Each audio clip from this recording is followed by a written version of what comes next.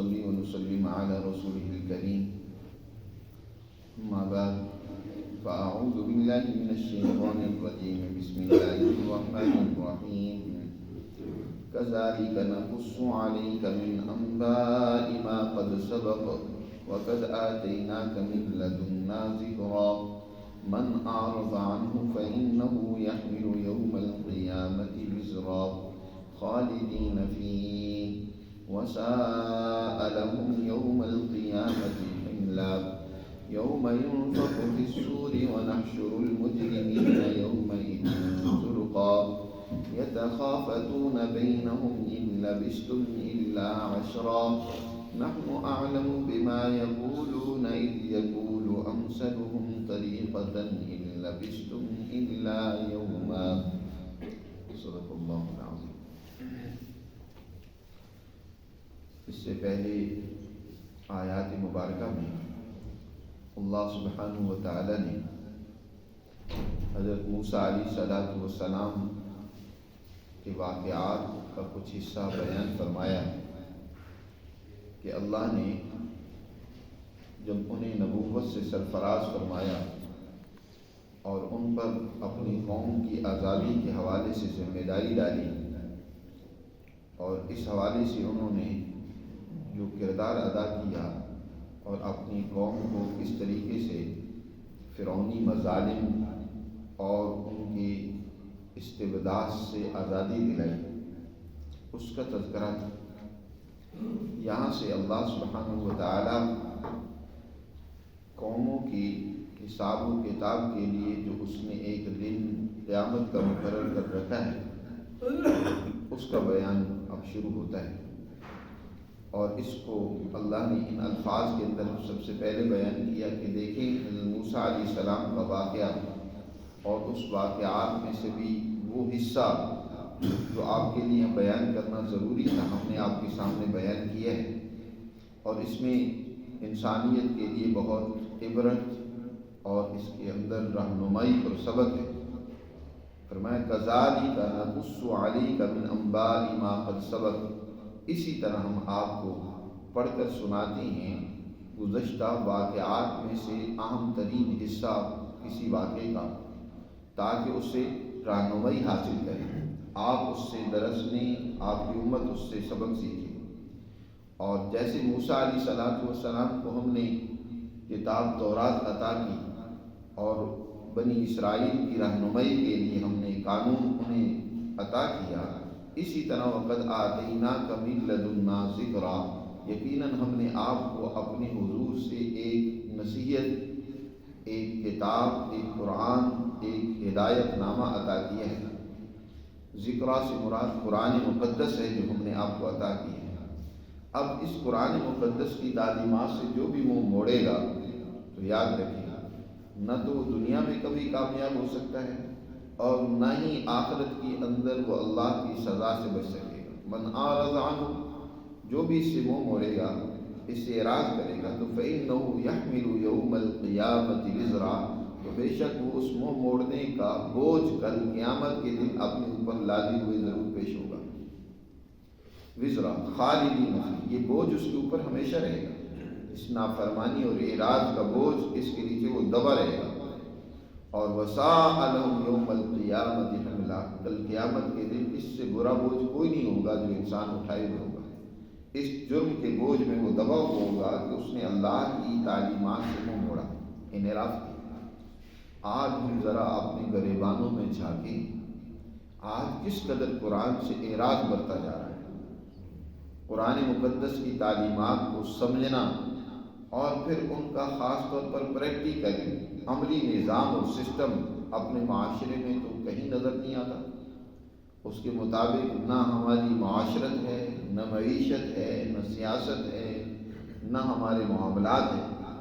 وہ سب کے سب دوسروں اور اغیار کے بنائے ہوئے قوانین کے تابع ہیں۔ آج بھی آپ کے پاکستان کے اندر جو ایکٹ چل رہا ہے وہ 1935 کا ایکٹ جو انگریز نے یہاں غلام قوموں کے لیے بنایا تھا وہی آج چل رہا ہے۔ زیادہ سے زیادہ آپ نے اس کے اوپر 1956 کے اندر اسلامی جمہوریہ کا عنوان دے کر اس کو صرف عنوان دے کر اس کو اسلامی بنانے کی کوشش کی ہے زبردستی، وگرنہ وہی ایکٹ اور قانون ہے جس کے تحت ہمیشہ مجرموں کو تحفظ دیا جاتا ہے، جس کے تحت جرائم کا سد باب مقصود نہیں ہوتا، مشکلات پیدا کی جاتی ہیں۔ مغلوں کے دور میں عدل و انصاف فراہم کرنے کے لیے بہت ہی بہترین سسٹم اور نظام قائم تھا۔ بڑی عدالتیں، اس کے تحت یہ جو پنچایتی سلسلہ اب بھی اس کی کہیں اب تو ختم ہی ہو گیا ہے، وگرنہ آپ کے بڑے بوڑھوں نے بھی اس کو دیکھا تھا، اس کو باقاعدہ قانونی سپورٹ اور سرپرستی حاصل ہوتی تھی، اور پنچایت ہر گاؤں کی، ہر علاقہ کی جو صاحب فہم معاملہ ہوتے تھے، صاحب حیثیت لوگ ہوتے تھے، وہ لوگوں کے حالات اچھی طرح جانتے ہوتے تھے،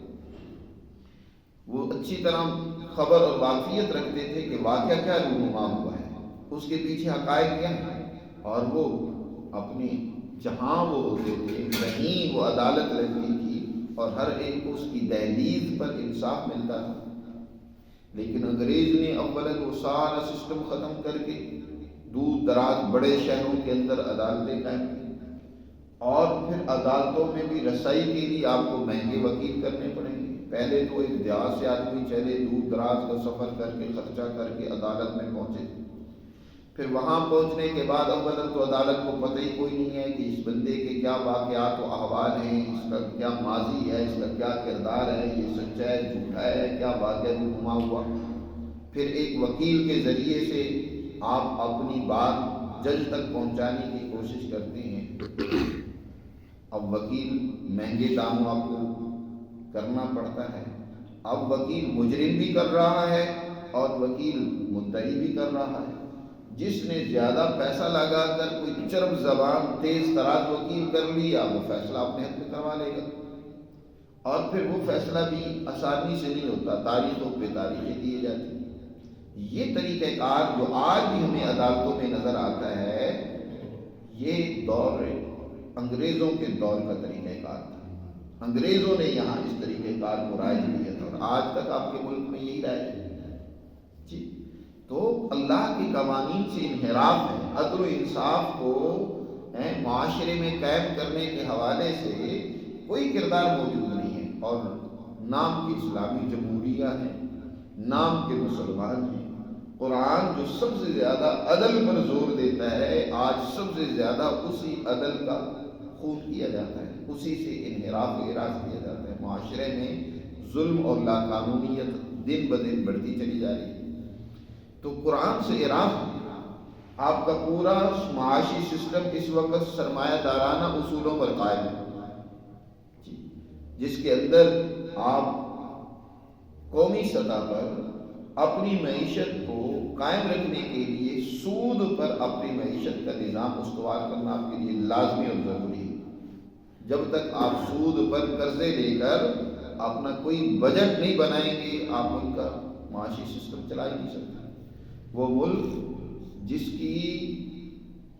زمین زرخیز ہے، ہر قسم کی پیداوار وہاں قدرت کی طرف سے ایک بہترین عطیہ ہے،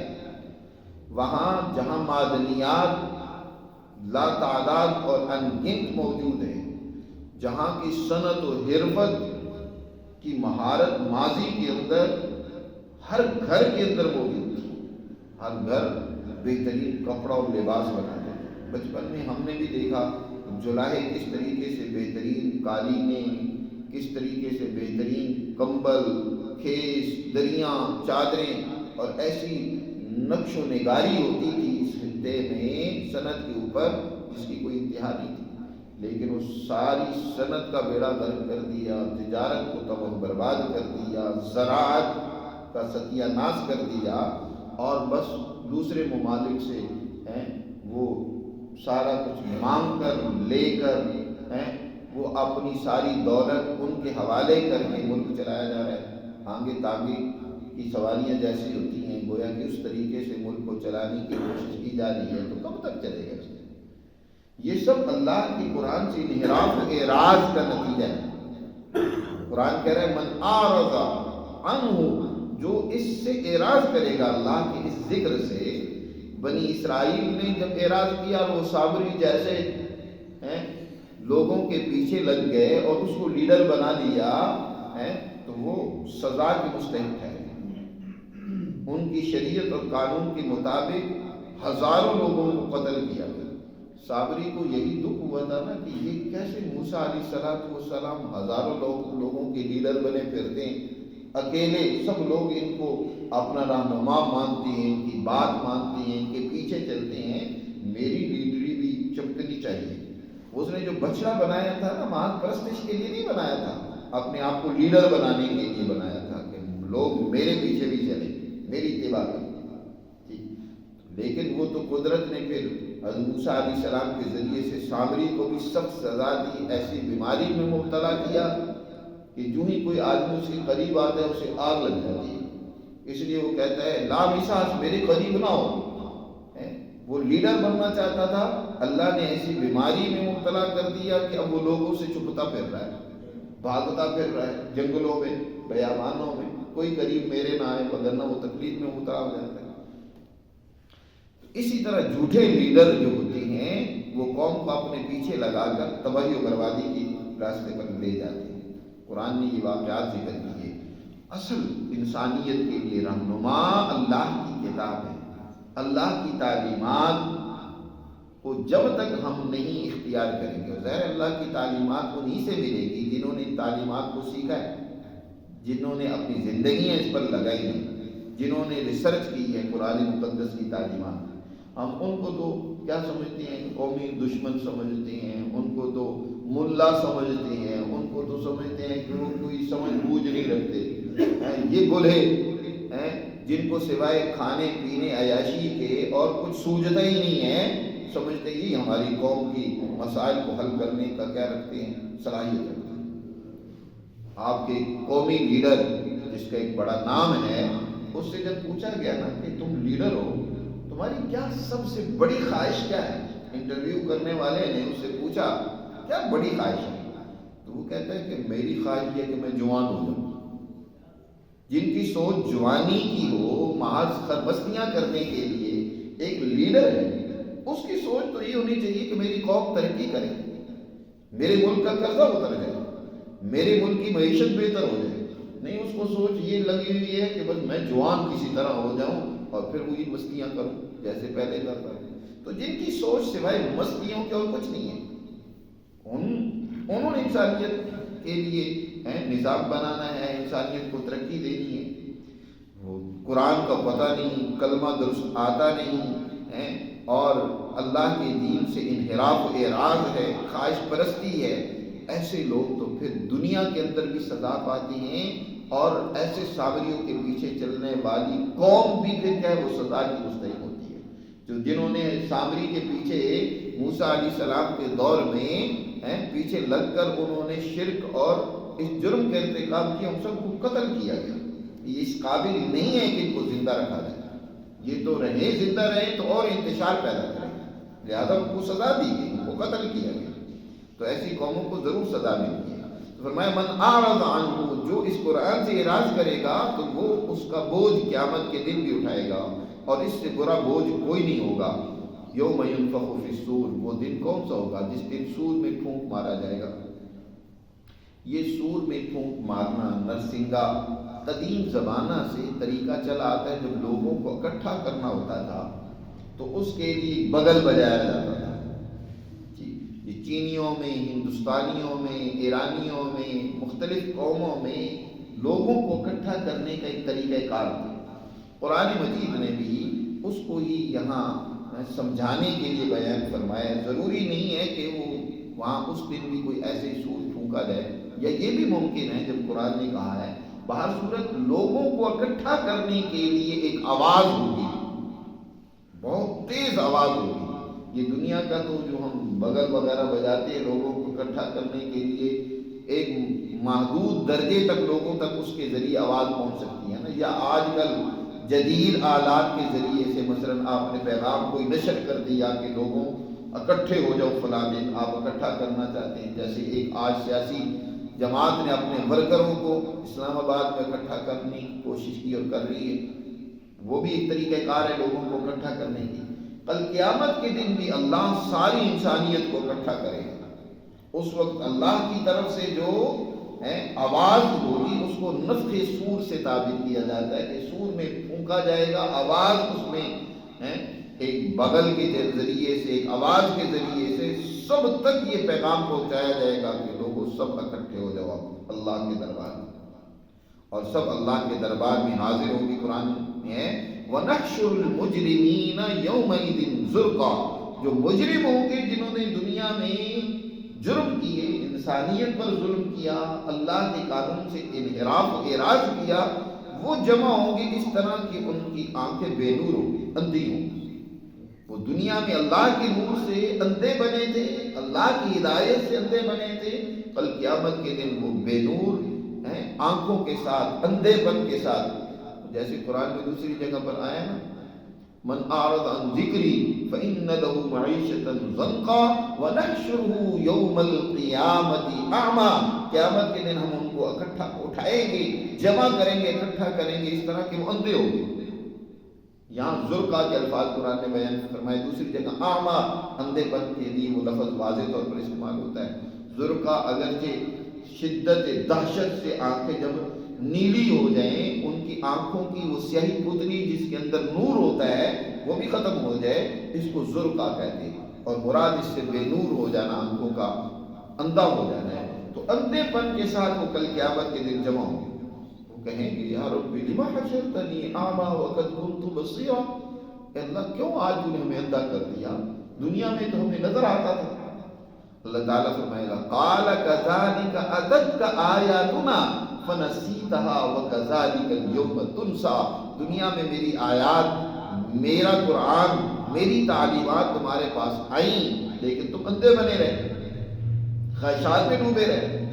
آج میں بھی تمہیں فراموش کر دوں گا اور یہ تمہیں سزا دوں گا۔ تو قرآن میں اللہ نے ارشاد فرمایا یہاں کہ وَنَحْشُرُ الْمُجْرِمِينَ، اس دن جو مجرم ہوں گے انسانیت کے، ہم ان سب کو اندھا بنا کر کیا کریں گے، اکٹھا کریں گے، چپکے چپکے ایک دوسرے سے باتیں کر رہے ہوں گے، یتخافتون بینہم،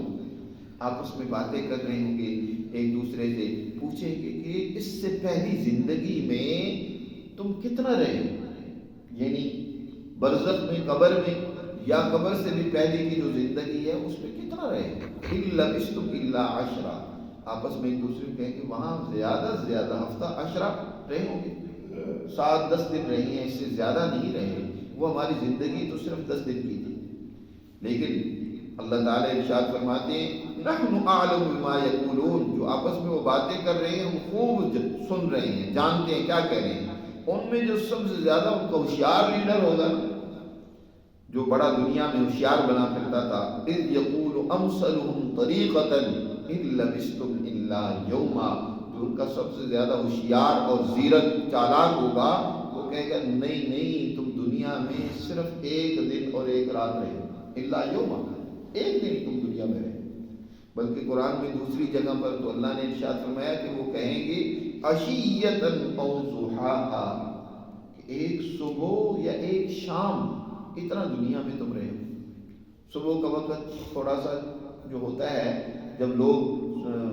سورج طلوع ہونے کے بعد جب کام کاج پر جاتے ہیں، اس وقت تک کا جو وقت ہوتا ہے اس کو ضحیٰ کہتے ہیں، جی سورج نکلنے جب اوپر ذرا طلوع ہو جاتا ہے، چاش کا وقت جس کو کہتے ہیں، یا عشیۃً شام کا وقت، سورج ڈھلنے سے لے کر غروب ہونے تک کا جو وقت ہوتا ہے اس کو عشیہ کہتے ہیں۔ تو اتنا تھوڑا سا وقت ہم دنیا میں رہیں جی، تو یہ دنیا کی زندگی ہے ہی اتنی ساری آخرت کی زندگی کے مقابلے میں، اس لیے اس زندگی کو بھی انسان جرائم میں، بد اخلاقیوں میں، قرآن سے دوری میں گزار دے تو میرے عزیز دوستو کل کا دن بڑا مشکل ہوگا۔ اللہ ہمیں سمجھ نصیب فرمائے، اپنی ہدایت اور تعلیمات کو سمجھنے اور اس پر عمل کرنے